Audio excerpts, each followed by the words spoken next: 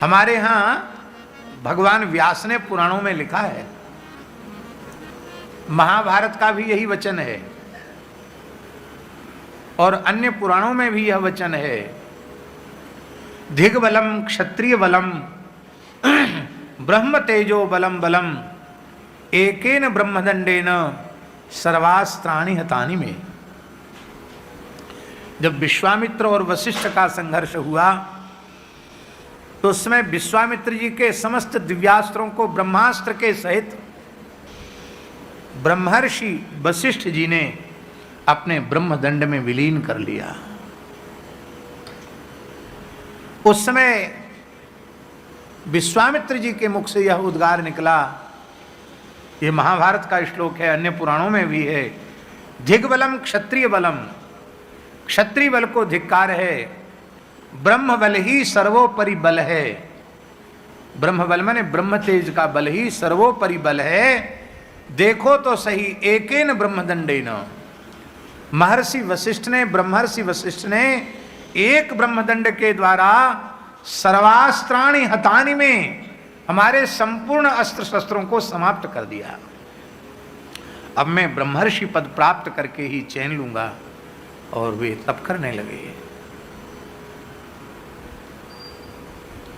यह प्रमाणित है, ब्रह्म बल से श्रेष्ठ कोई बल नहीं है। इस ब्रह्म बल को ब्रह्मा जी को स्वीकार करना पड़ता है, इस ब्रह्म बल को शंकर जी को स्वीकार करना पड़ता है। कहां तक कहें, इस ब्रह्म बल को भगवान नारायण भी स्वीकार करते हैं।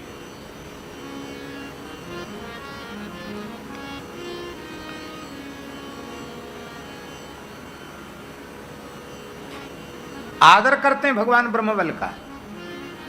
परीक्षा के लिए गए हुए ब्रह्मर्षि भृगु जी ने भगवान नारायण के वक्षस्थल में चरण प्रहार किया, पाद प्रहार किया और भगवान शेष पर्यंक से उठ के बैठ गए। भगवान ने महर्षि का चरण अपनी गोद में रखा और अपने सुकोमल कर कमल से दबाते हुए सजल नेत्रों से बोले, हे महर्षि, आप कितने करुणामय हैं। मेरे जैसे आलस में पड़े हुए प्रमादी को आपने अपनी चरण धूल इतनी सहजता से प्रदान कर दी।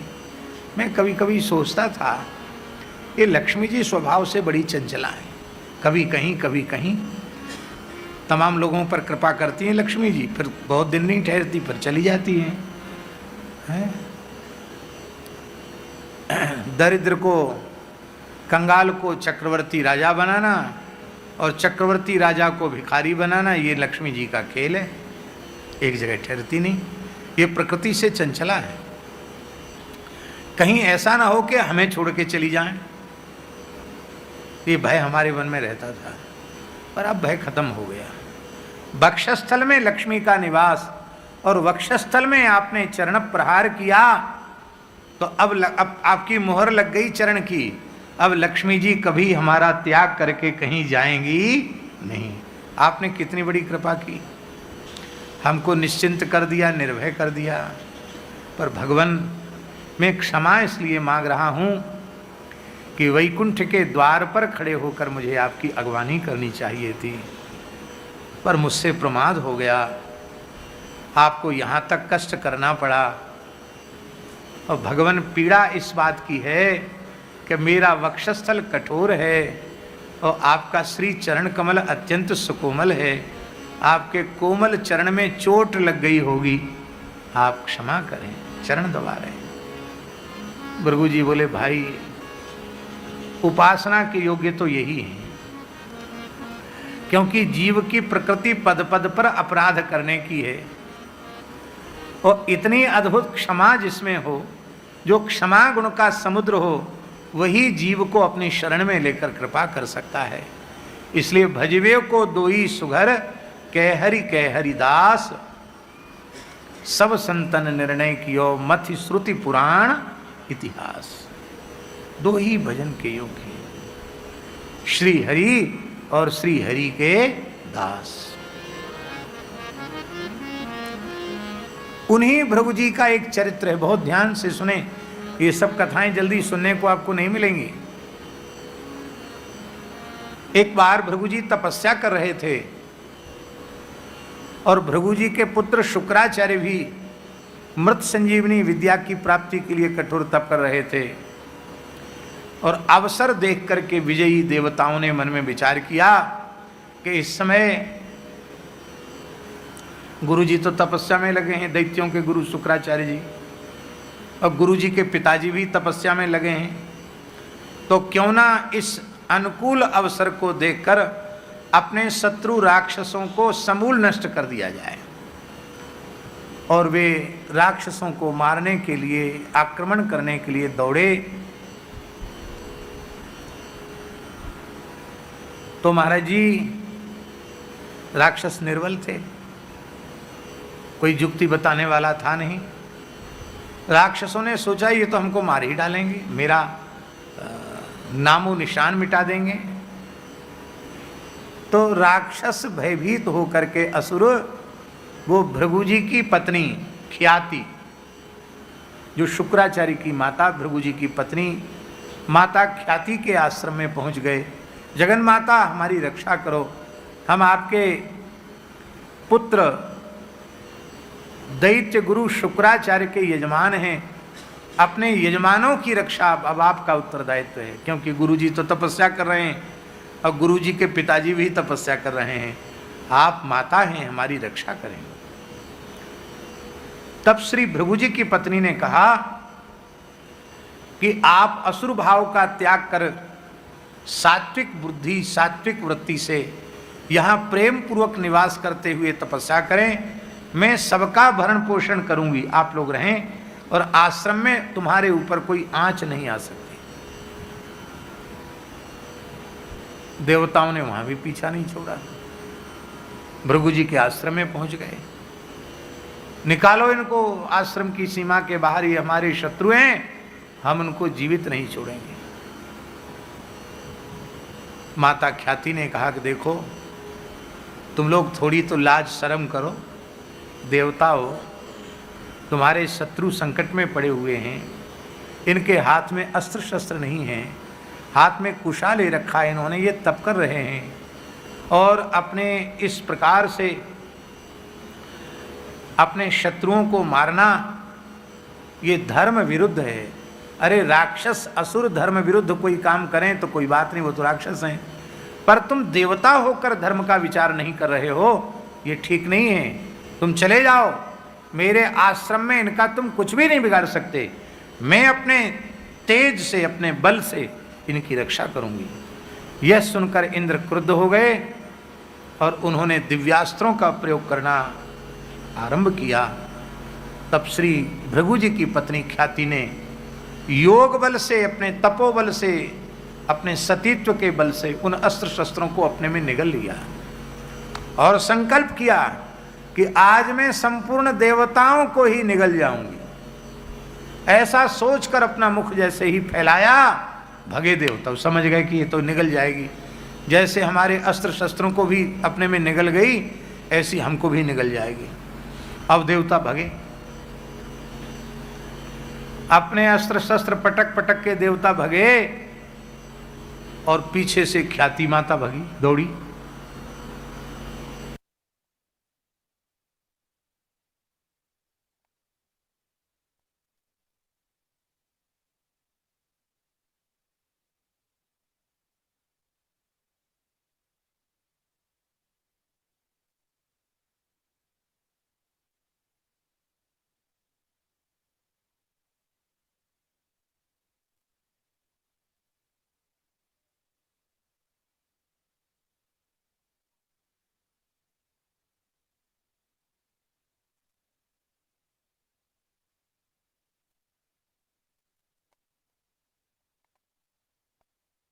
आओ, तुरंत सुदर्शन चक्र छोड़ दिया और सुदर्शन चक्र ने भृगु जी की पत्नी का मस्तक धड़ से अलग कर दिया।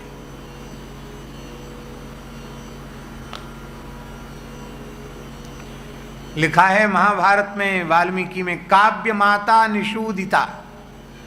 पुराण में लिखा क्या? काव्य माता माने शुक्राचार्य की माता, निषूदिता माने मार दी। देवताओं से कहा तुम अपने लोक में चले जाओ।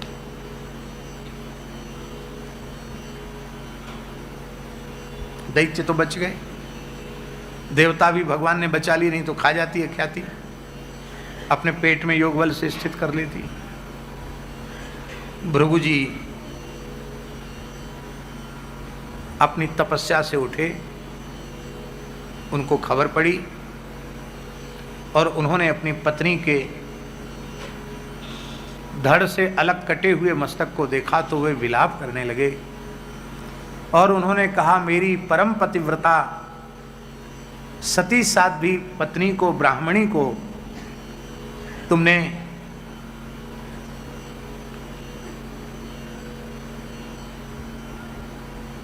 वध किया है, मारा है, मस्तक धड़ से अलग किया है। अरे भाई, आप शरणागत वत्सल हो, तो ये दैत्य भी तो उनकी शरण में आए थे, शरणागतों की रक्षा करना कर्तव्य था। आपने देवताओं के पक्ष में एक तरफा निर्णय ले लिया और मेरी पत्नी का वध कर दिया, और मेरा अग्निहोत्र आदि कर्म कैसे संपन्न होगा? तुमने हमें पत्नी का वियोग दिया है, इसलिए मैं शाप देता हूं कि तुम्हें मृत्यु लोक में अवतार लेना पड़ेगा और पत्नी के लिए रोना पड़ेगा। राक्षस तुम्हारी पत्नी का हरण कर ले जाएंगे। हे खग मृग, हे मधुकर श्रेणी, तुम देखी सीता मृग नैनी। सीते सीते कहकर तुम्हें विलाप करना पड़ेगा। भगवान श्री मनमोहन शरण जी आगे आ जाएं, यहां आगे जगह है, यहां आ जाएं। तुम देखी सीता मृग नैनी,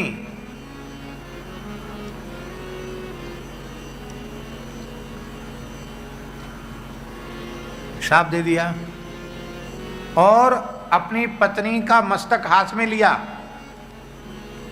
और बोले, यदि मनवाणी क्रिया से मैंने धर्माचरण किया हो, अब तक कभी झूठ न बोला हो, स्वप्न में भी अधर्म का आचरण न किया हो, तो मेरे तपोबल से मेरी पत्नी जीवित हो जाए।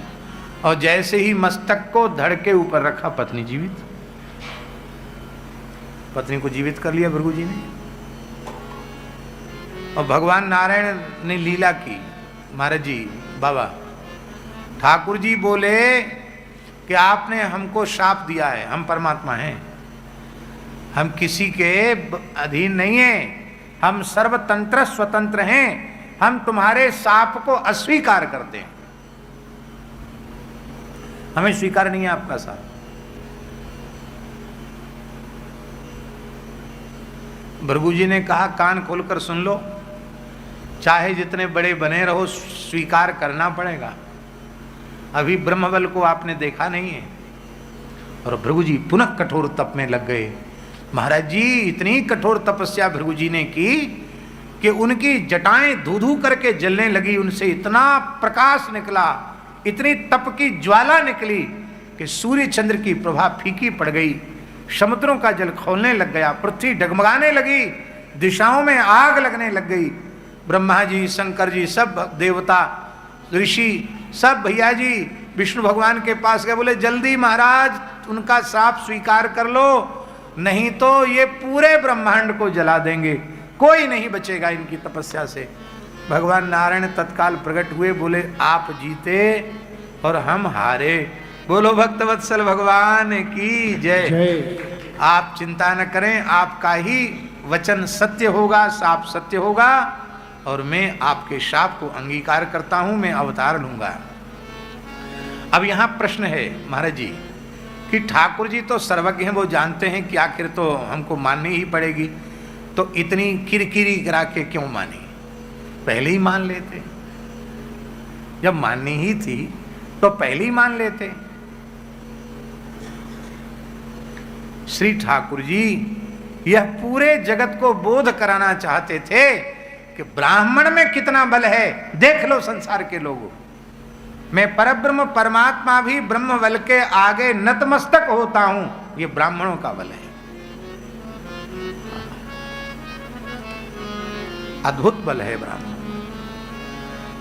तो जिस ब्रह्म बल के आगे ब्रह्मा जी नतमस्तक, शंकर जी नतमस्तक, नारायण नतमस्तक हो जाते हैं, इंद्रादि देवता नतमस्तक, इंद्रादि देवताओं की तो चले क्या, जब त्रिदेव ही नतमस्तक हो जाते हैं, वह ब्रह्म बल जिससे श्रेष्ठ कोई बल नहीं है, वह ब्रह्म बल भागवत धर्म के बल के आगे घुटने टेक गया, नतमस्तक हो गया।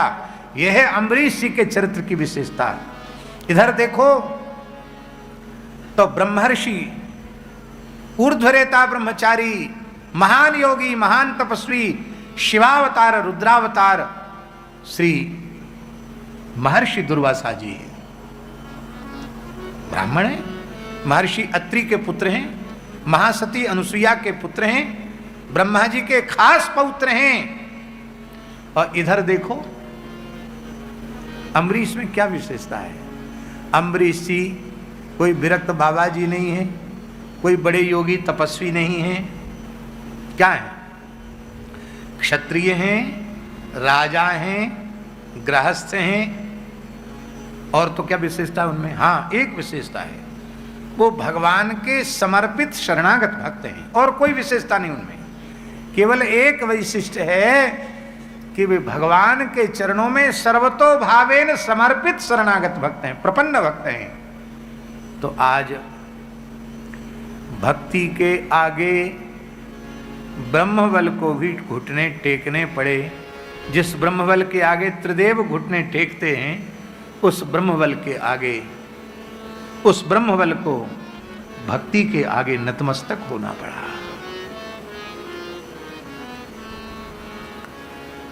हम अनुचित कहें तो आप टोक सकते हैं। अम्बरीश जी के चरित्र में क्या लिखा है, स्मरण करें श्लोक, गोपाल जी। इत्थम भगवतादिष्टः दुर्वासा चक्रतापितः अम्बरीशमुपावृत्य तत्पादौ दुःखितो गृहीत।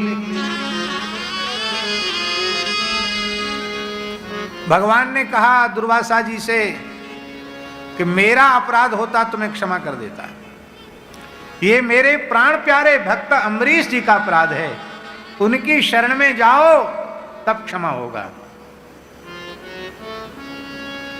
बोले महाराज उनका तो कोई अपराध नहीं था, मैंने बिना अपराध के ही इतना कोप किया कि उनको जला डालने का संकल्प किया, कालकृत्या प्रकट कर दी, पर आपका सुदर्शन चक्र उनकी सुरक्षा में था, उसने कालकृत्या को भस्म कर दिया। अब वो तो हमको कहाँ बचाना चाहेंगे।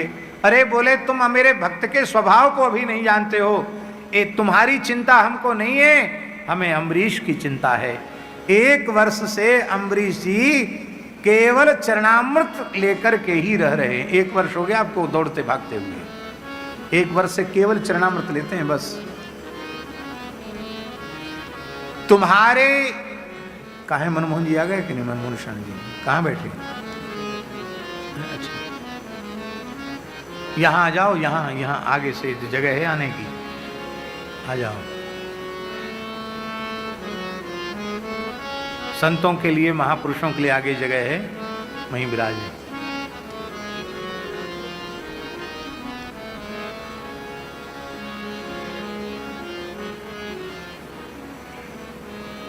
हाँ, क्या कहना है।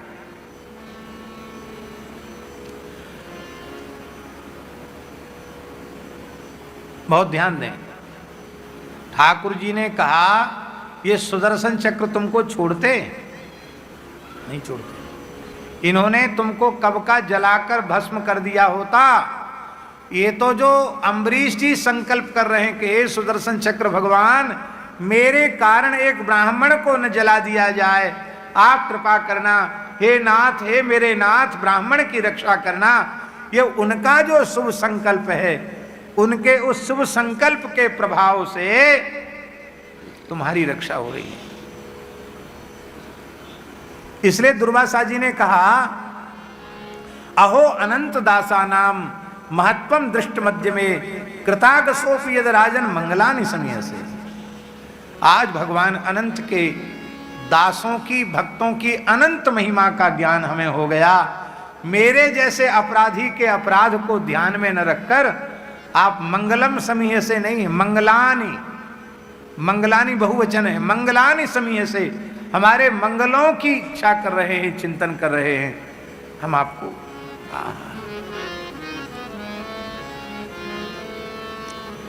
हम अपने मन से नहीं बोल रहे। तत्पादव दुखितो ग्रहित, दुखित मन से अम्बरीश जी के चरण पकड़ लिए, लिखा है भागवत जी में। तस्य सोद्यमनम वीक्ष्य पादस्पर्श विलज्जिता, उनके इस उद्यम को देख करके अम्बरीश जी को बहुत लज्जा हुई। उन्होंने अपने पैर छुड़ा लिए और पीछे हटकर भूमिष्ठ होकर साष्टांग प्रणम। महाराज रोने लगे, मैं क्षत्रिय हूँ, गृहस्थ हूँ, राजा हूँ, आप ब्राह्मण हैं, ऋषि हैं, महान योगी, महान ब्रह्मचारी, तपस्वी हैं, आप यह क्या कर रहे हैं प्रभु, आप मेरी रक्षा करें।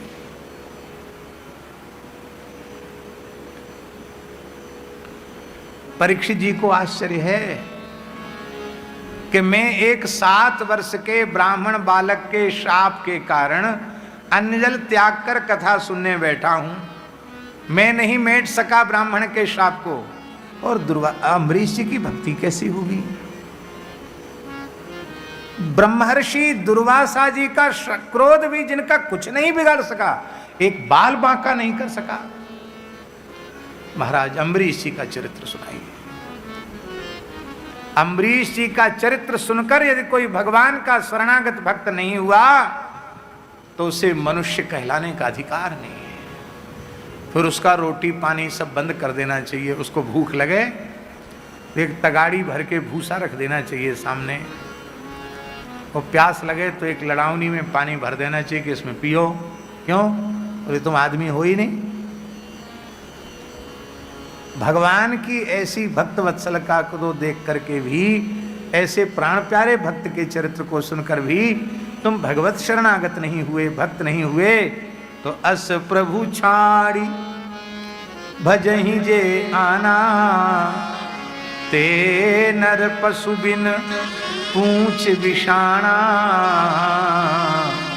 ते नर पशु बिन पूछ विषाणा। वो बिना सिंह पूंछ के पशु हैं। बड़ी अद्भुत है श्री अम्बरीश जी की भक्ति।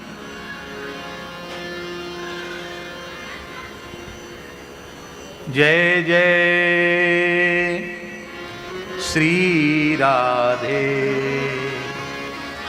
जय जय श्री राधे। इस संबंध में श्री स्वामी अग्रदेवाचार्य जी की वाणी में अनेक पद हैं, उनमें 2 पद बड़े अद्भुत हैं जो अम्बरीश जी के प्रसंग के अनुरूप हैं।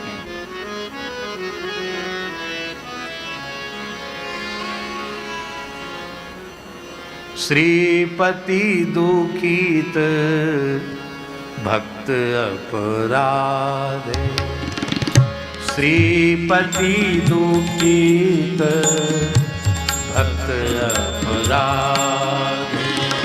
गाइए, श्रीपति दुखित भक्त अपराधे। बड़े बड़े पाप जीव करता ठाकुर जी उतने दुखी नहीं होते, सोचते हैं हमारा नाम लेते ही इसके सब पाप नष्ट हो जाए, लेकिन जब उनके किसी प्राण प्यारे भक्त का अपराध करता तो ठाकुर जी बड़े दुखित हो जाते हैं। अब तो मेरे नाम में भी शक्ति इसके पाप को नष्ट करने की नहीं, क्या करूं, ये बेचारा बहुत नीचे चला गया।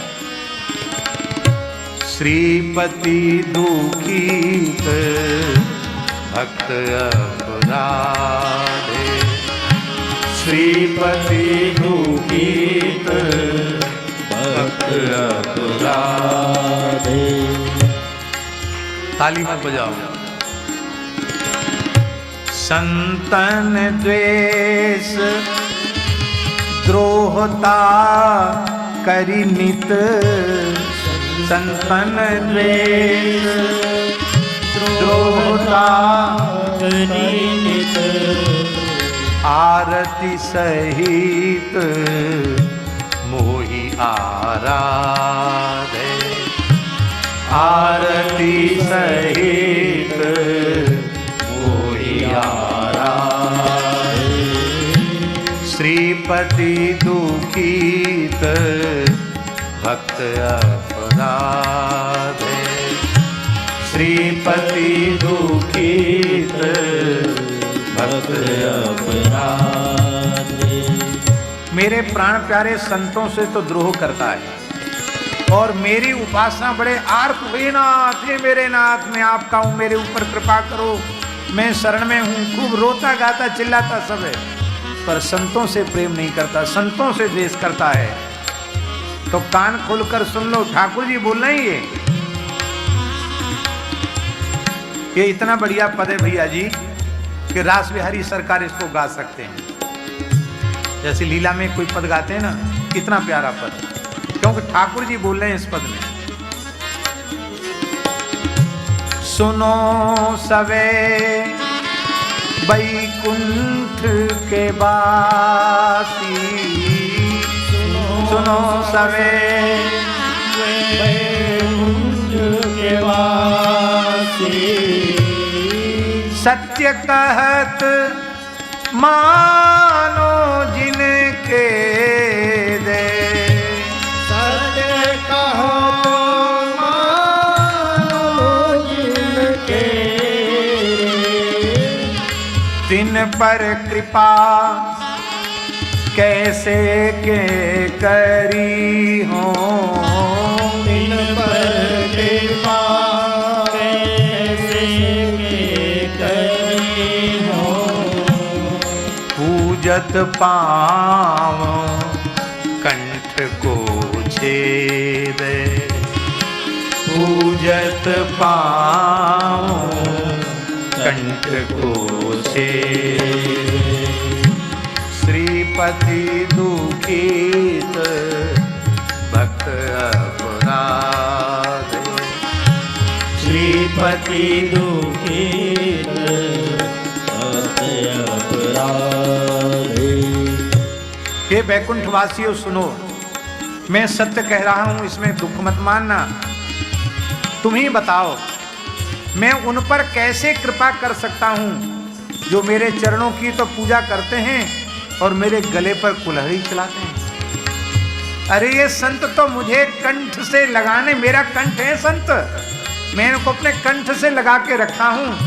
संत का अपराध, वैष्णवापराध, संतापराध मेरे कंठ पर कुल्हाड़ी चलाने जैसा। मैं कैसे कृपा करूंगा उन पर। श्रीपति दुखित भक्त अपराध। श्रीपति दुखित भक्त अपराध।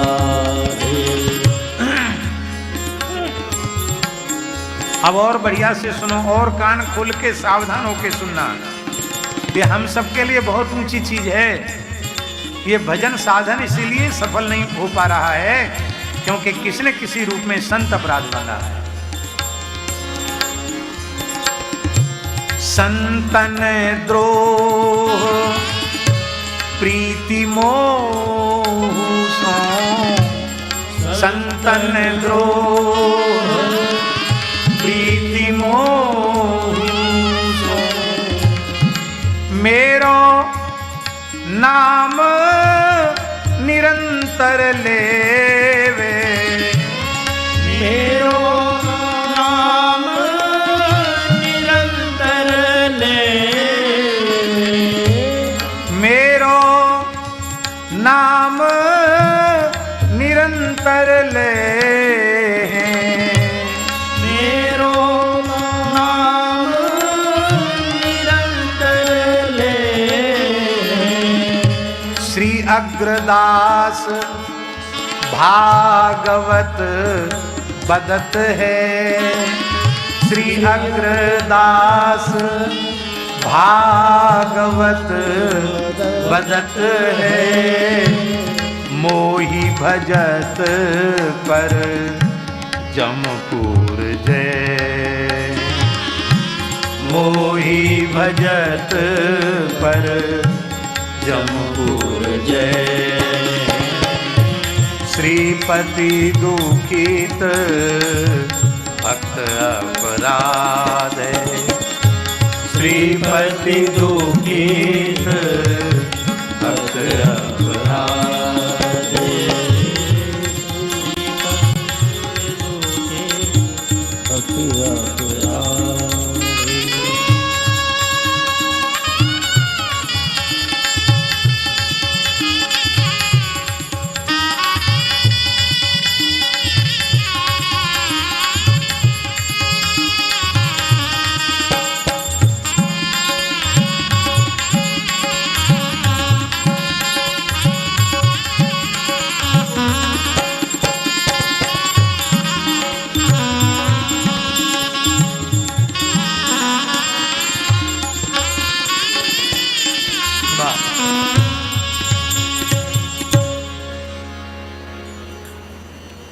संतों से द्रोह करता, हमसे प्रेम करता है, और इतना प्रेम करता है कि माला छोड़ते ही नहीं, राम राम राम राम राम राम राम राम करता है। किंतु संतों से द्वेष करता है। तो अग्रदेवाचार्य जी महाराज कहते, भागवत साक्षी है इस बात का, मोहि भजत पर जमपुर जय हैं। ठाकुर जी कह रहे हैं मेरा भजन करने के बाद भी नरक जाना पड़ेगा, नरक से भजन बचाएगा नहीं।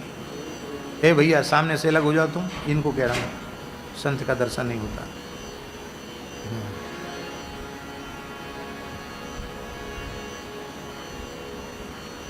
कभी कभार जो कीर्तन के समय भले ही चारों ओर घुमाओ इसको, बाकी इसको घुमाने से भी लोगों का ध्यान इधर, फिर लोग ऐसे वे ढीले ढाले बैठे हैं, ऐसे संभर के बैठ जाते हैं, मुस्कुराने लग जाते हैं, फिर फ़ोन करके पूछते, हेलो आपने हमको देखा, हम सूर्यश्याम में बैठे थे हैं? हाँ आपको हमने देखा, जीवन धन्य हो गया। अरे भाई कथा सुनो तो जीवन धन्य होगा, इसलिए जो फोटो वाला तमाशा है ना, इसको कभी कभी घुमाओ जब कीर्तन हो तब, बाकी तो कथा के समय तो सब डूब करके कथा सुने। भक्त अपराध बड़ा भयंकर है महाराज, बहुत भारी है। ये बोध अम्बरीश जी के चरित्र को सुनकर के होता है। अम्बरीश जी का चरित्र सुनकर के जीव भगवत भक्त अवश्य हो जाता है, इसमें संदेह नहीं है। ऐसी फलश्रुति पूरे भागवत में किसी प्रकरण की नहीं, भक्तो भगवतो भवेत, केवल अम्बरीश चरित्र की है। इसको जो श्रवण करता है वो भगवान का भक्त हो जाता है, उसे स्वर्ग मिल जाता, उसके पाप नष्ट हो जाते, उसको मुक्ति, ये कुछ नहीं लिखा है, मोक्ष मिल जाता, सीधे लिखा है भक्तो भगवतो भवेत, वो भगवान का भक्त हो जाता है। कितना अद्भुत चरित्र है श्री अम्बरीश जी महाराज का।